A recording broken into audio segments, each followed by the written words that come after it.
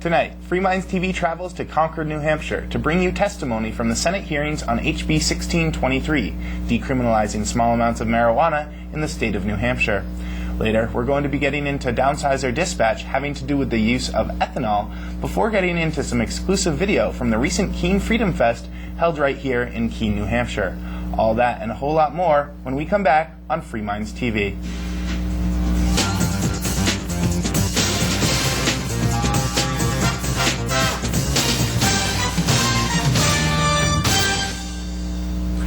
And welcome to Free Minds TV, where we challenge you, the viewer, to think outside the box. As always, I am Toby. And I'm Nick. All right, one thing that we did this week was travel up to Concord, New Hampshire, because as people who watch Free Minds TV or listen to the podcast will know, we have been following HB 1623, which is decriminalizing small amounts of marijuana in the state of New Hampshire. And while we are broadcast all over, we're broadcast not only in New Hampshire, we're also broadcast other places, and we have viewers and listeners from all around the world.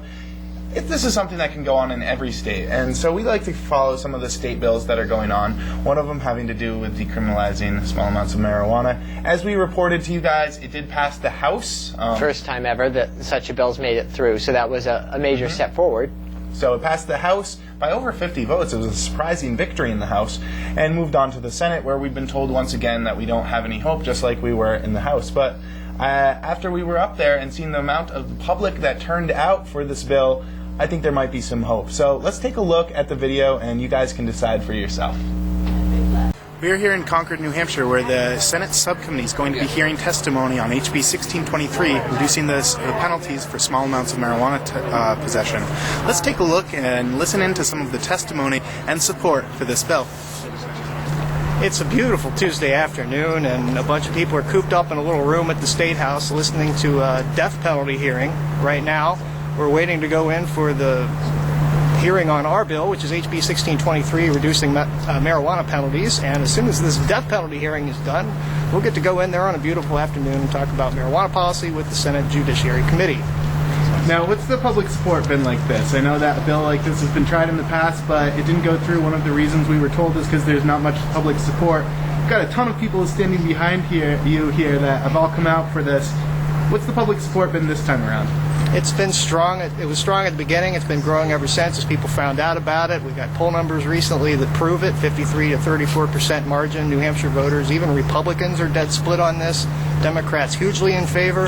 Even the older demographic, it won in every single demographic, and people are ready for some different marijuana penalties in this state. This proves it.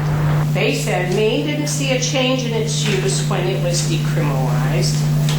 They said the drug war is not working against marijuana. It's the most accessible drug.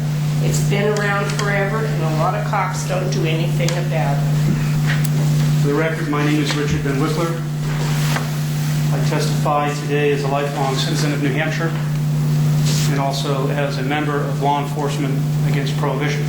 About 6 months ago, I would agree with the testimony of the law enforcement officials that you had here just 6 months ago. But then I began to read about it and to research it, and the amount of evidence that's out there is overwhelming. Factual data provided by our own government sources suggest that we review drug war laws more carefully and approach them more intelligently than we have in the past. Current drug war laws are filled with hysteria and misinformation.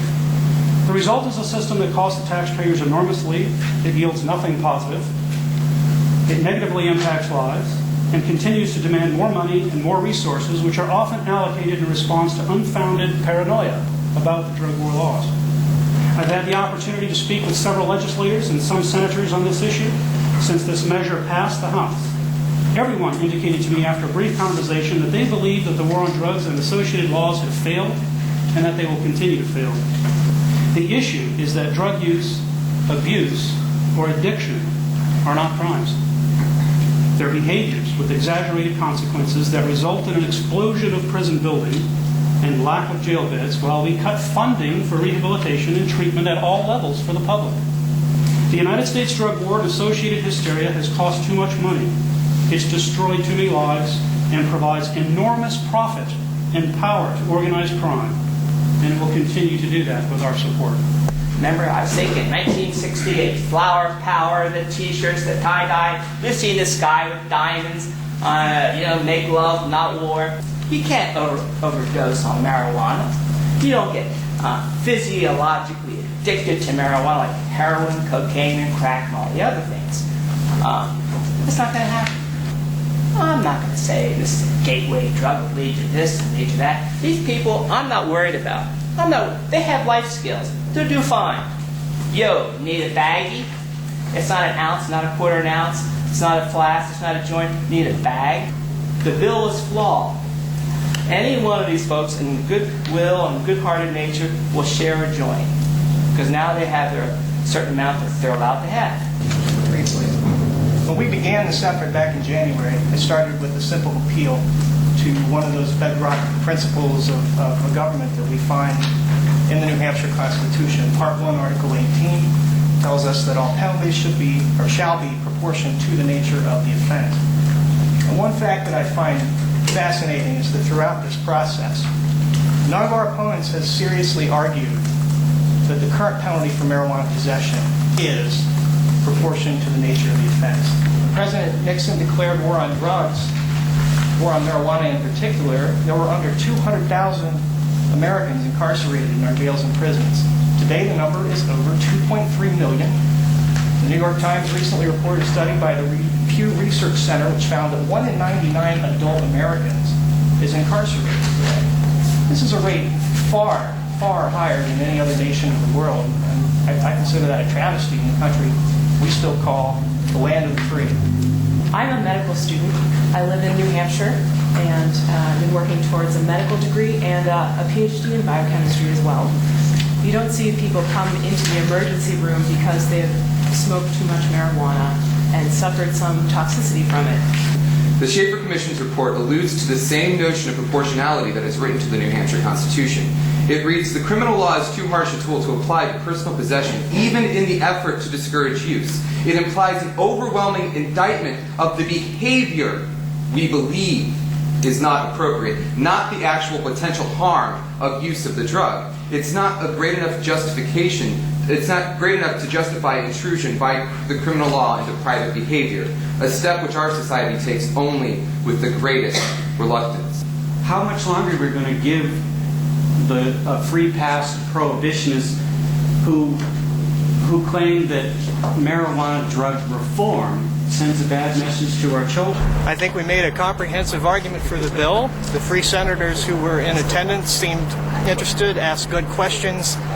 All the information, including hopefully some videos pretty soon, will be up at nhcommonsense.org along with results of some kind, because we do not know what's going to happen next or when it's going to happen.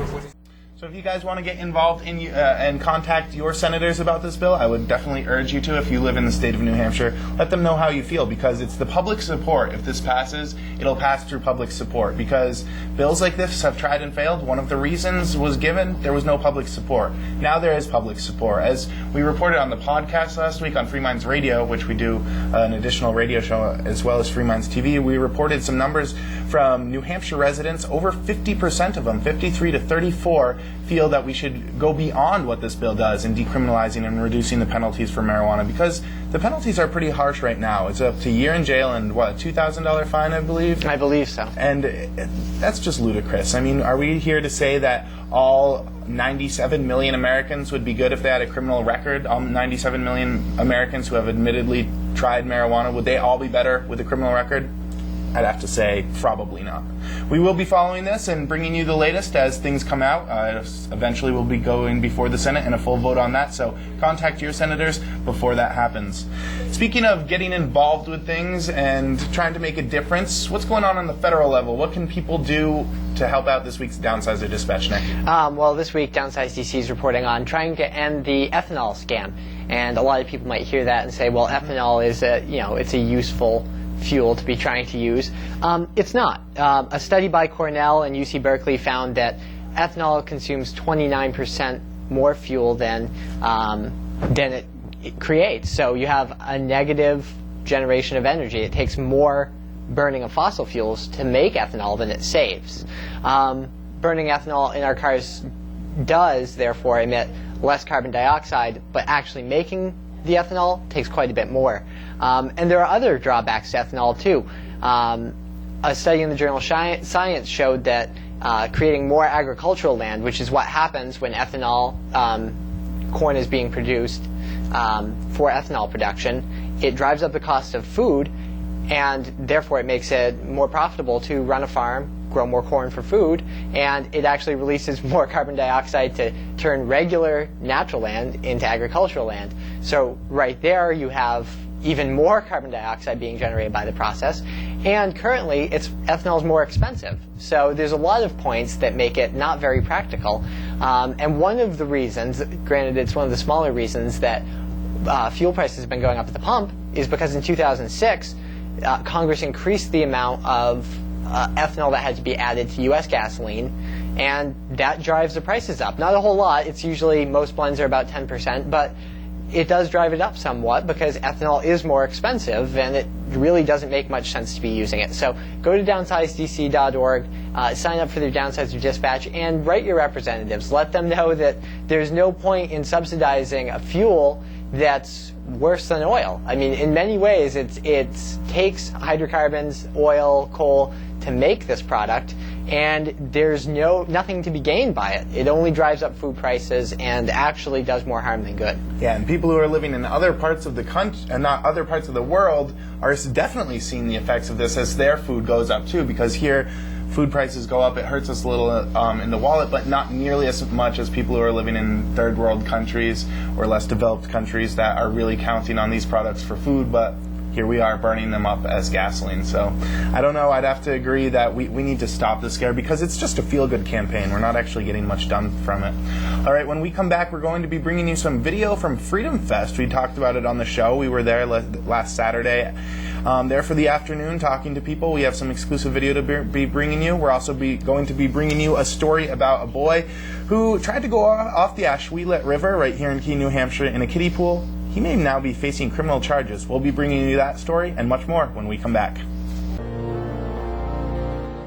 Hey, Ridley here from RidleyReport.com. Just wanted to urge Monadnock area viewers, please take Free Minds TV in moderation. You don't want your head to get loose and go floating around. Also, when you get to the courthouse for jury duty, please don't let the judge trick you. Don't ruin people's lives without good cause. You have the right and the duty to acquit any accused lawbreaker if you dislike the law. Visit FIJA.org to learn more.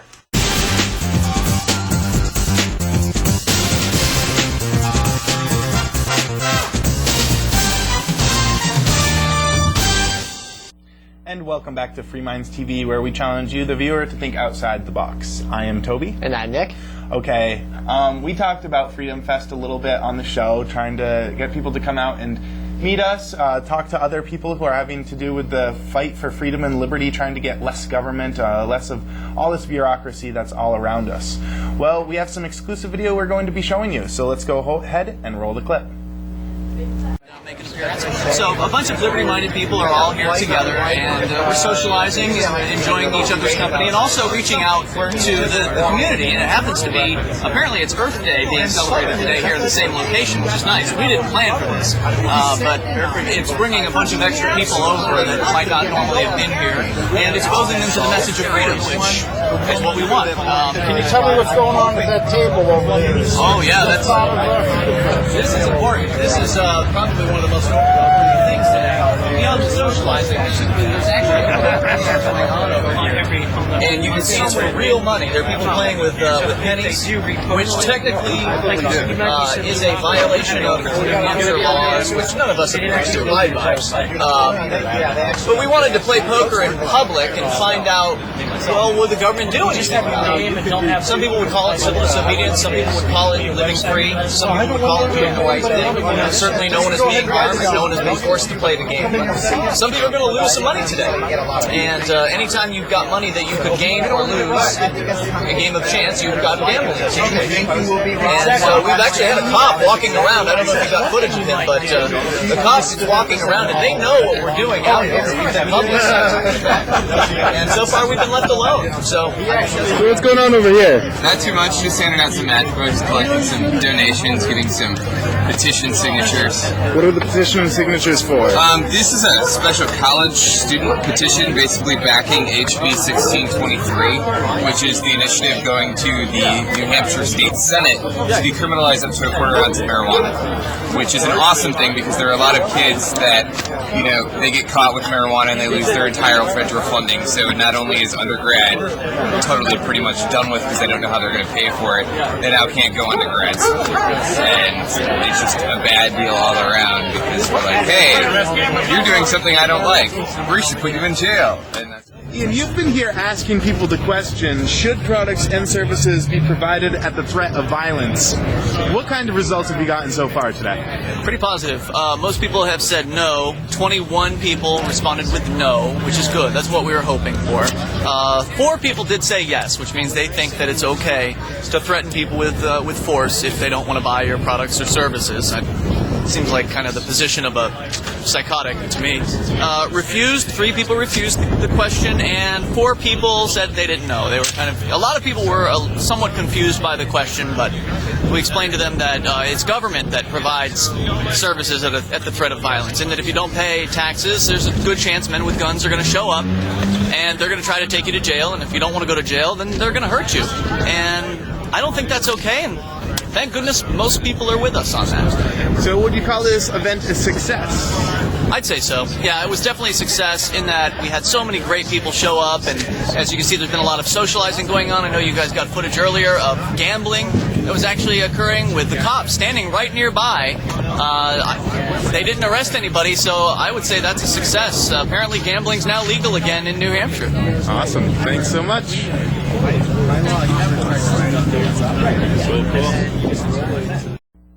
And as you can see, it was a good time. Earth Day was going on as well, which actually worked in favor for passerby because there was a lot of foot traffic, and the people were nice enough to let us piggyback on them and didn't kick us off the common. So people are getting along. It's a good time, and it was a beautiful day out there. Got to ask people, Ian, who's been on the show before, asking people the question of should government products or products be force be used in order to obtain them. So.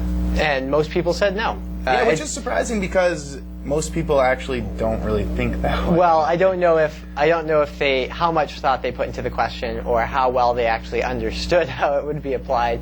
But generally, people don't think that you should force people to pay for products and services. You should provide them through market, competition and offer it for a certain price and compete. And that's what most people think. So at least from that starting point, most people are on the same page. Well, yeah, great time. There's a little bit more video if you log on to freemindstv.com. There's some more video that we shot that will be up there as well. All right, so I was looking at the Keene Sentinel last week, and I saw on the front page that a duo had attempted to go down the Ashwelet River and over the falls in a kiddie pool, which sounds amazingly stupid. Not a smart idea because people who aren't around here, we have this little river, and while it has a little waterfall and a dam that goes off, and it doesn't look like much, but it's got quite the current to it, and the waters have been a little bit raised because all the snow has been melting around here. So pretty harsh currents out there. I don't know. Well, I don't know if the students knew that the dam was there. No, they knew it was there. It was their plan to go over it. Oh, I see. Well, yeah, that's not a very good plan. Well, but okay. Police said 2 Keene State College freshmen may face criminal charges after trying to boat over the Ashwelet River Park Falls in an inflatable kiddie pool, a stunt that landed one of them in the hospital on Friday night. So that's not surprising. One of the guys was dragged under, and he was down there for I think 10 minutes before the fire department came and rescued him and went to the hospital over it. But now he may be facing criminal charges, and all I can think is lesson probably learned. I think these guys are rehabilitated. I don't think they're going to be trying this stunt again. So what are we going to be getting out of prosecuting them? We're just going to be wasting more tax dollars, and is their lives going to benefit from it? They're just going to have a criminal record from some stupid stunt they did when they were freshmen in college that's going to haunt them for the rest of their lives when they go out to get a job or something. Do we really need to be wasting tax dollars and hurting this kid's life? I think he's learned his lesson. He looked like a fool on the front page of the paper, as well as probably a hefty hospital bill. Right, and he almost gave himself the death penalty. He's lucky to be alive, frankly. Even small waterfalls can pull people under, and people should be wary. If there's a waterfall, there's probably a strong current that can pull you under, so be careful of them. Keene Police or the Attorney General, whoever would be prosecuting this, it's a waste of time, it's a waste of tax dollars. I think these duo have learned their lesson. We don't need to be wasting more time on it. Absolutely not. Just remember, don't go over the falls in a kiddie pool. All right, when we come back, we have a story about President Bush. What are his poll numbers looking like? We reported on them in the past, but have they gotten better? I don't know. They may have gotten worse. We'll be bringing you those numbers and more when we come back.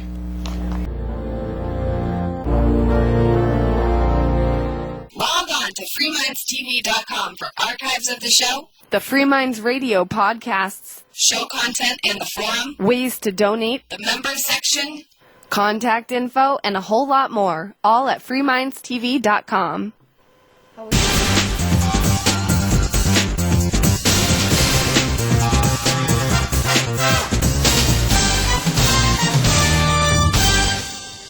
And welcome back to Free Minds TV, where we challenge you, the viewer, to think outside the box. With you here is Toby. And Nick. All right. Nick, I think you've got a story about George Bush's numbers. Now, I almost feel bad bringing this up because it's so easy to bash Bush. It's a joke almost at this point. He's a lame duck president. It's almost pointless to bash him, but this is kind of a little bit historical. Right. USA Today is reporting that George Bush's approval ratings are at an all-time low. From him? At all-time for the Gallup poll. So for him and everybody else, it's at an all-time yes, low? over the 70-year history of the poll where they've been tracking the public opinion on this. 69% of Americans now disapprove of the way George Bush is doing his job. The previous record was set by Harry Truman in 1952. He had a 67% disapproval rating. 2 points better. And that was in the middle of Korea. For those who wish to know, 28% of Americans still approve of the job George Bush is doing for some reason. So this isn't to look at the approval rating so much, it's a look at the disapproval. How many people are like, I do not like him. Not I like him, I do not like him. Well, it's not a question of him, it's a question of what he's done as president. So, I don't like either. Right. So 69% say they don't like the job he's been doing, and 28% say they do. Among Democrats, 91% say they disapprove, so it's almost unanimous. The majority of Republicans are still saying they support him, 66% to 32. So red team all the way. Apparently people are sticking to the party line even when it's pretty obvious. How long are we going to be facing these party lines? Because it's disgusting for me. I mean, Democrats, Republicans, they're all the same, trying to grow government and run all of our lives.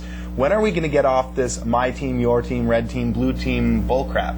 Probably the sooner the better, but I don't know how soon that's going to happen, especially we're in the middle of a presidential election right now, and basically not sure who's going to be on the Democratic side, but it really hasn't gone away. I hear people talking about the Democrats versus the Republicans, and they're not really focusing on the actual issues facing the country, because neither side is really offering a solution to most of the problems we face, and many of their programs are just going to create more problems and make things worse. So there really isn't a good choice on either side of the aisle, and I think it's time to stop taking sides with somebody who's slightly less bad than the other side. I mean, some people are going to be voting for, whether it's Clinton or Obama, they're going to be voting for the Democrat because they think they're a little bit better than McCain, and some people are going to break to McCain because they say, oh, he's better, they care more about certain things with the economy. They're going to vote for him, but really, not much of a difference. Yeah, I think we have more like a 1.5 party system than a 2-party system here. A 2-party system's no good, and a 1.5 party system, well, that's just getting even worse. So, I mean, it's time for people to stop just siding with teams. Vote for people based on their merit, based on what kind of a person they are, not on whether they're a Republican or a Democrat. But unfortunately, most of the people running out there are no good anyways, whether they're a Republican or a Democrat. They're just there to grow the size of the government and control all of our lives. Well, anyways, if you like Free Minds TV, you may like Free Minds Radio as well. We broadcast a show just like this once a week, but it's longer. It's an hour long, and we broadcast live on Sundays. from 12 to 1 p.m. Eastern Standard Time. If you want to be interested in that, you can log on to freemindstv.com on Sunday from 12 to 1, and right there on the front page, you can watch us live or listen to us live. Of course, you can also download the audio podcast and listen to it whenever. It's available 24/7 for free, as well as a lot of the archives are available for free as well. If you do want to help the show and you want even more Free Minds TV than all that, we have the members section. The members section was just recently updated and now has episodes of the archive videos and MP3 formats. Episodes 1 through 54 are all available on the members side, so you can pick those up, you can download them to your iPod, or you can watch them right on the site. You can also watch and listen to a bunch of bonus content. We're always producing bonus content at least once a week. We have something for the viewers and listeners, whether it's a bonus Free Minds Radio or a bonus little video that we do here after this one. There's a ton going on, all on the member side, freemindstv.com. If you would like to get any of the show content, it's also available on our website. You can get it on the forums by going to forum.freemindstv.com, and all the show content is there. Also, you can take part in some of the discussions that are going on, join the community, be a part of Free Minds TV.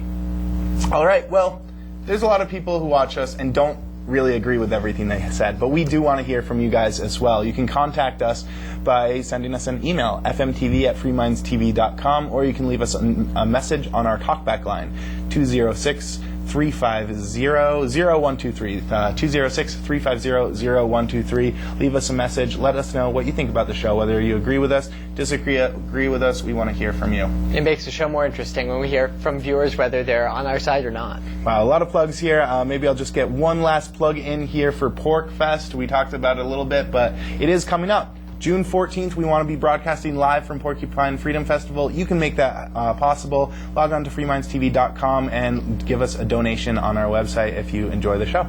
Well, it has been Toby here with you. And Nick. Join us for Free Minds Radio this Sunday and an all-new Free Minds TV next week. Thanks a lot and have a great night.